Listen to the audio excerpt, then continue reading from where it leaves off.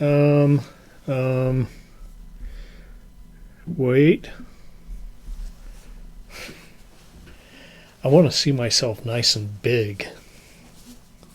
I don't know why. Look at this face. So, I just got home from Pride. It's Saturday night. Because you know what? Tomorrow night, I'm just going to relax and watch some movies. I might go downtown again during the day to watch the parade. If I get up that early.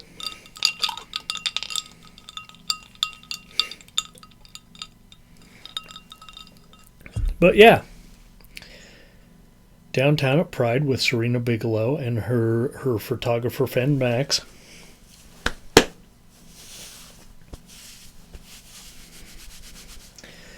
So tonight we're going to get bloody. Which has nothing to do with Pride. Mind you, I had to follow Sabrina around in her skimpy little bathing suit with a bisexual flag like sticking out of her ass. It was kind of like this.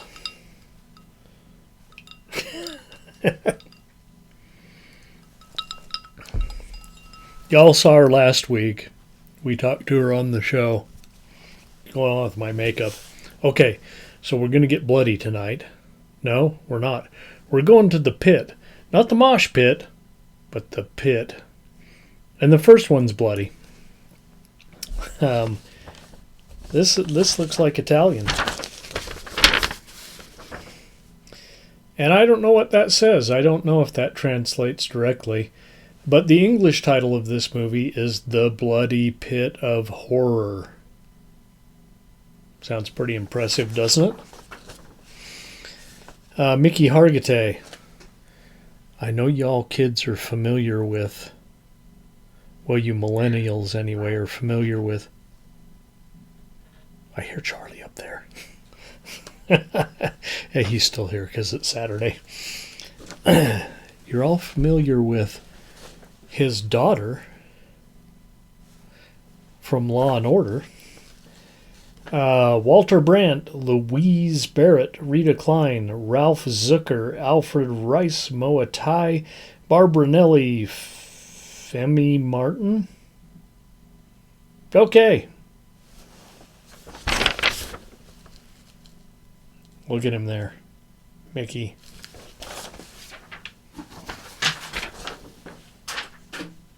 Well, that did like a double. Landed on the boxes and then fell off. Okay, Bloody Pit of Horror. 1965 Pacemaker Pictures. I don't know if they thought we'd need a pacemaker after seeing this. Like it's going to shock our heartbeat out of whack. Starring Mickey Hargitay. Better known as... And I'm not trying to harsh on the guy, but he was Mr. Jane Mansfield. I don't want to hear in the comments. Okay, lately in the comments, I've been hearing from some people about my drinking. Because, like, my microphone's right there.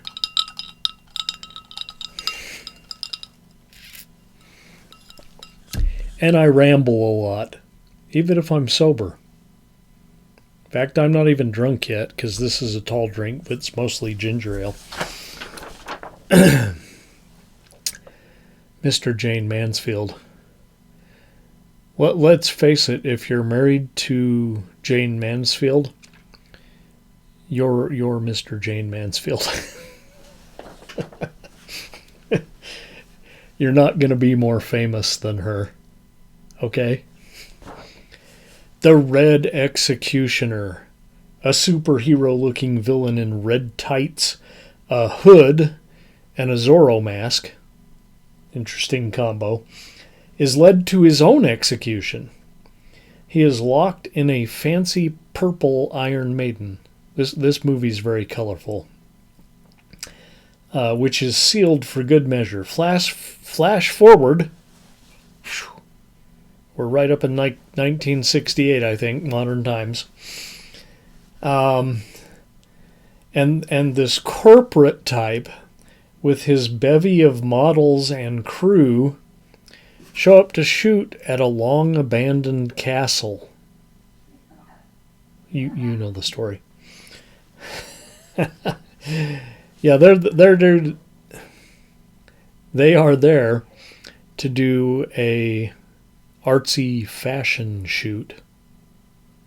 You know, like for, I guess, Italian Vogue. Finding themselves locked out, one of the guys scales the ivy-covered wall to a window, and once inside, it becomes apparent that they are not alone, not so abandoned as we thought. A mysterious owner, Hargitay, informs the boss that they are not welcome. And get out of my castle. Then he changes his mind. Like, oh, come on in. Go ahead and do your thing. Just don't go in the dungeon.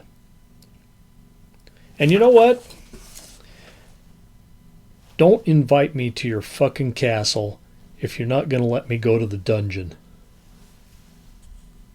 Why don't you put me on that rack, stretch me out till my back pops?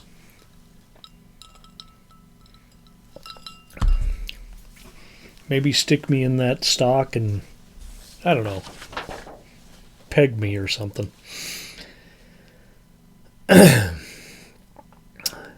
The photo shoot starts, and within minutes of it starting, someone is impaled. I don't know how this happened. Accidentally? On purpose? We don't know. Soon one of the models is in Iron Maiden, and it appears the Red Executioner has returned from beyond. Kind of like Harold Bigelow. You got our update last week? The guys try to save the day, but Red, in his stripy shirt goons, soon have the boss man and his remaining models in the dungeon. So he told them not to go there, and then he takes them there. Make up your mind, Mickey. While the men are incapacitated, one permanently, as in driving in a circle outside in a circle with an arrow in his neck. Yeah, I don't think he's okay. Meanwhile, the makeup girl, who may be Red's daughter, is locked in his office. Red alternates between flexing his muscles. Mickey was a bodybuilder, more so than an actor. And, you know, you're Jane Mansfield. You're, like, more famous than anyone. And, yeah, you can marry a bodybuilder and have pretty kids with a bodybuilder. Sure. So he alternates between flexing his muscles, torturing captives, and spouting overly dramatic babble. Eventually, the daughter arrives and is tied down half naked to a large oven. Finally, the one guy, crew member, I think, who wasn't killed, comes to and heads down to the dungeon with a dummy dressed as the Red Executioner. Well, this really pisses Red off. And he gets even more dramatic. He spouts even more dramatic dialogue and, like, flexes his muscles even more. Got to get those muscles in there. Paid for Mickey. Let's use him. This leads to a big showdown between Red and the good guy. And it's 1968. You can imagine who wins. Then saves the daughter, who is miraculously dressed again, so we don't accidentally see more titties.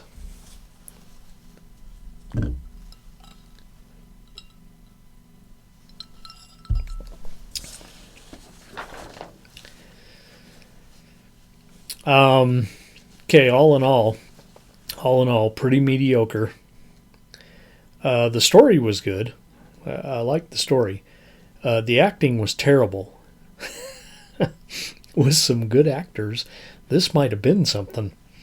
Bad effects and too much flexing from Mickey.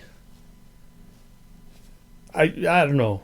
You ladies out there, I know you're very few in my audience. You're the 30%. You ladies out there, you tell me. Was Mickey's flexing like doing it for you in this movie?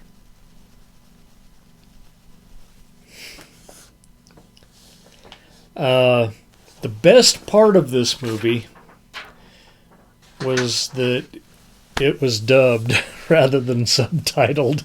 And so all the European actors were like a Godzilla movie. Hey, look out.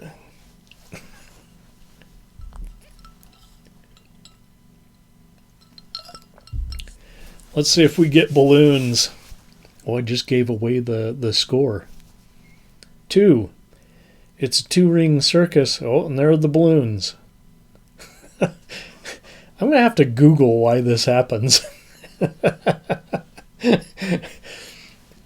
Maybe I can set it up so that when I do a 5-ring review, I get balloons. But yeah, it's a 2-ring circus tonight on Feature 1, The Bloody Pit of Horror. 'Cause yeah, pretty mediocre. Well, we're going to go up and we're having tall drinks tonight because it's pretty hot. My blower went out in my furnace / AC over there. So it's like 79 degrees in the house.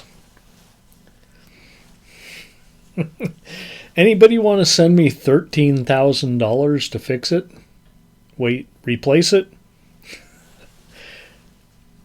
They said it could be fixed, but it's 17 years old, so it's way beyond its life expectancy.